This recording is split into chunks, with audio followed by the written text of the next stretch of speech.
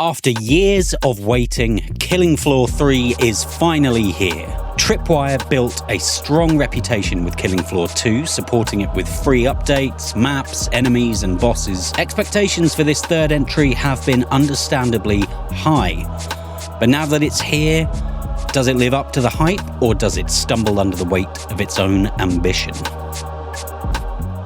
Killing Floor 3 introduces a mission-based structure layered into the traditional wave-based gameplay. Each mission provides additional experience for your class and supply progression, but they often boil down to repetitive objectives, destroying or collecting glowing items during a match. While these missions technically do expand the game, they don't add much depth. Story elements about Horzine, the drug behind the Zed outbreak, are easily drowned out by the chaos of battle and the noise of voice chat, if nothing else. The campaign is really short and ends incredibly abruptly, leaving players with very little incentive to revisit it. Although, fortunately, these missions are optional, so the core, excellent gameplay loop remains intact. The Zeds themselves remain a highlight. All the core enemies from previous titles return, along with several new bosses. In fact, there are currently 3 unique boss encounters, each one having distinct mechanics and attack patterns. And yes, that might be slightly fewer than Killing Floor 2's final roster, but the variety here is really strong. And the new designs help Killing Floor 3 feel like a true sequel rather than just another expansion to the previous game. Where Killing Floor 3 makes some controversial choices is in its handling of classes and characters. At the time of launch, character selection was tied directly to class choice. For example, if you wanted to play as the Firebug, you had to use the character Devlin. And that removes some of the personal expression that Killing Floor 2 offered players, where players could pick their preferred character and then select any class to use them as. Now, Tripwire has confirmed that this is going to change in a future update, but at launch it limited player individuality, which is really important to the player base. On the other hand, however, and somewhere that Killing Floor 3 has done incredibly well, classes themselves are deeper than ever. Each class features branching skill trees that offer 3 different perk options every 2 levels. For instance, Firebug, you can have a grenade which can be modified for more damage, wider range, or longer panic effects. And that flexibility really lets players shape classes around different roles, whether they're offensive or supportive. And more options are usually good. More options are always good? No, more options are not always good. A lot of the time they are, but they're not always. But in this case, they are. One of the most significant additions in Killing Floor 3 is the weapon modification system.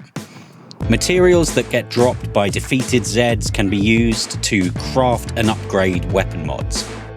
Each mod not only improves stats, but also carries optional abilities ranging from increased damage to healing teammates with every kill.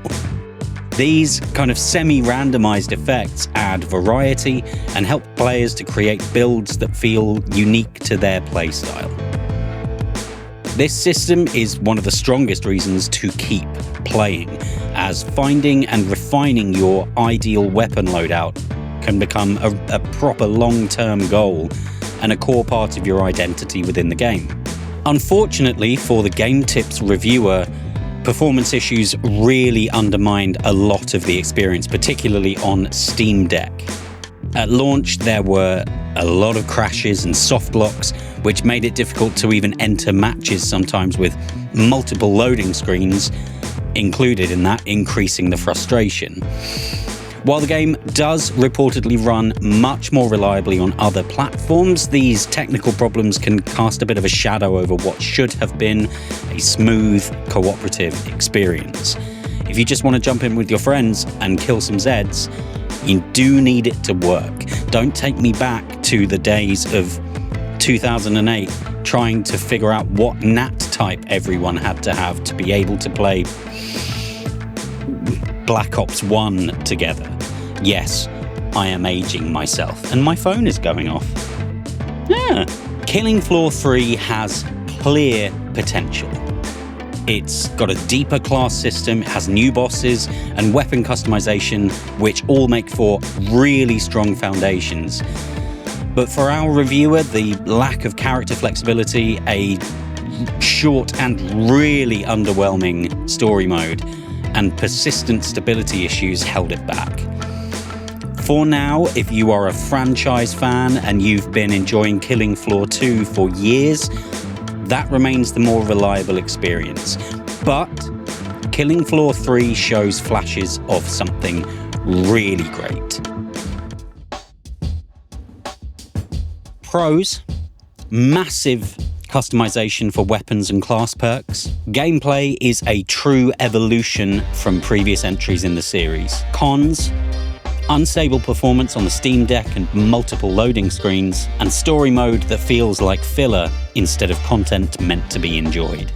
Let us know what you think about Killing Floor 3 down in the comments, or if you've got any other games, either very old or brand new, that you would like us to cover. And while you're down there, doing all of the things that YouTubers always ask you to do, like smashing like, hitting the bell, subscribing, really do make a huge difference to a little channel that's just starting out like ours. Also, check out the links in the description to read Estelle's full original review, or to check out our other reviews and guides over on gametips.gg.